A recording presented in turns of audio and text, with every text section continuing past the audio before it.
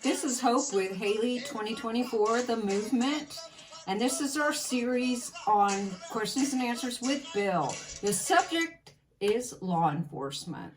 So we're going to go to a significant private sector law enforcement. We're going to go to competitive government. So you pick which government you want to pick. And within the law enforcement sector, everybody has to contribute towards the rule of law and the police.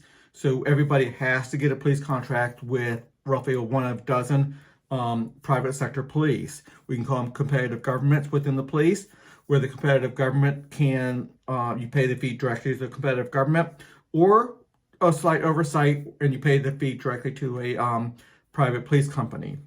So how does a private police company work?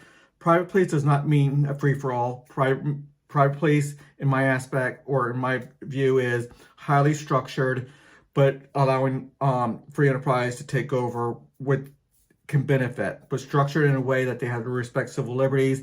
They have to be funded. They have to cooperate with other police.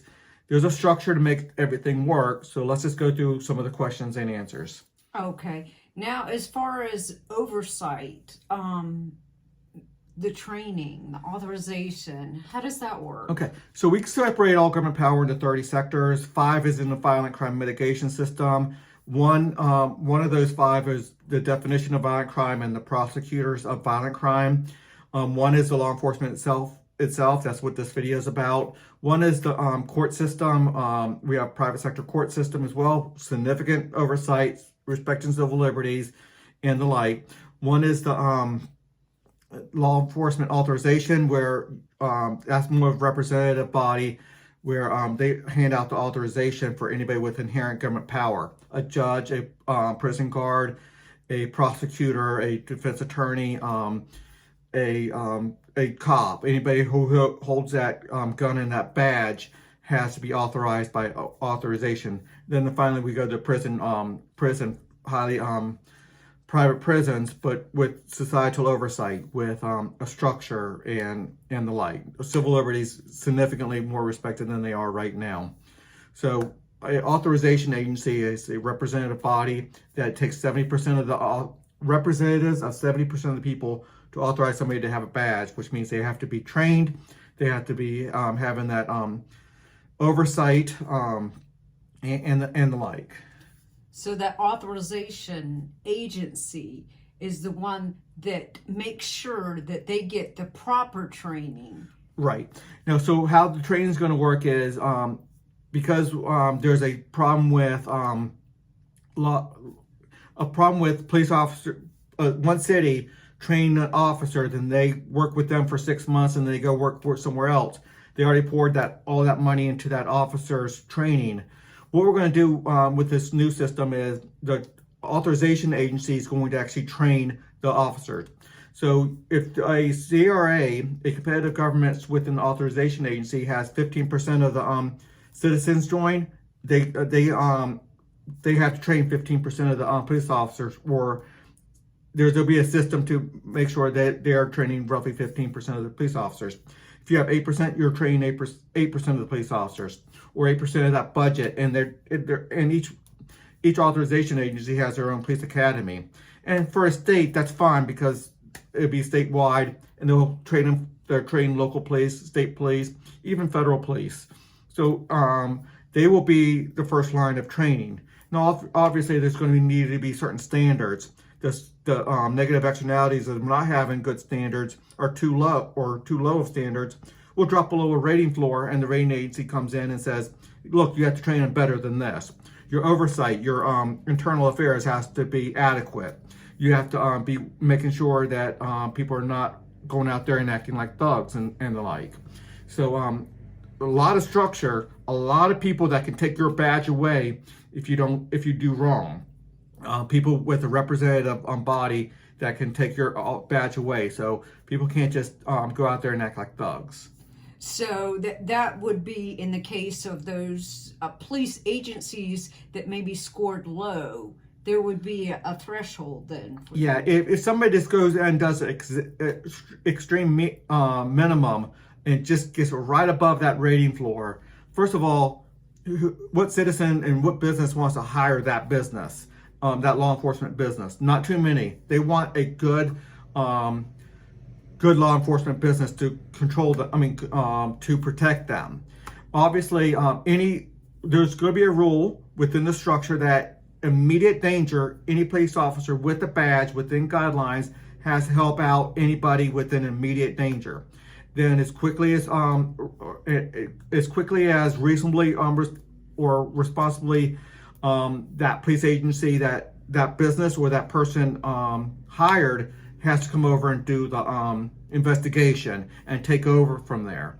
So there is a system where everybody gets immediately protected from anybody within a badge within reasonable standards, and then your police agency comes in and does the investigation.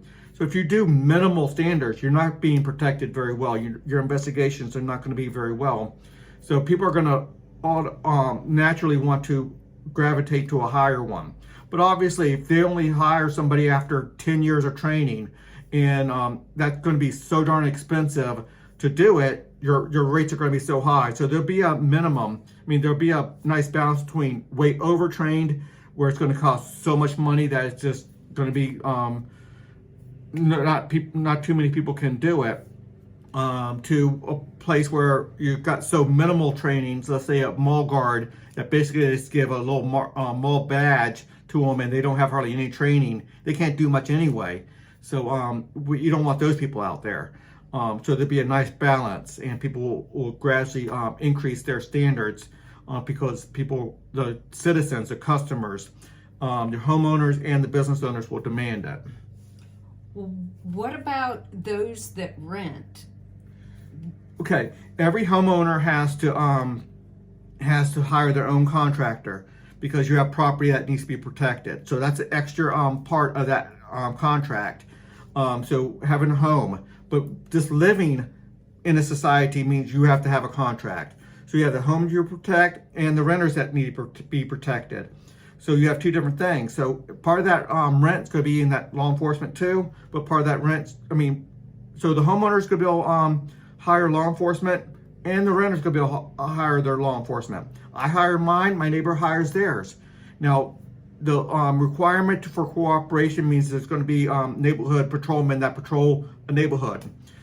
We don't need 12 different people, 12 different law enforcement companies out there patrolling the same neighborhood. They will have cooperation. But that's why I say there's a mandate that anybody within immediate danger gets that help immediately. All hands on deck type of thing. They go to that 911 call, and there will still be 911 through that cooperation. So that can happen. So when I'm visiting another state or something, I still am protected, even though I'm away from my home. Yeah, there'll be affiliations you're going to have to hire a state, a local, state, and a federal.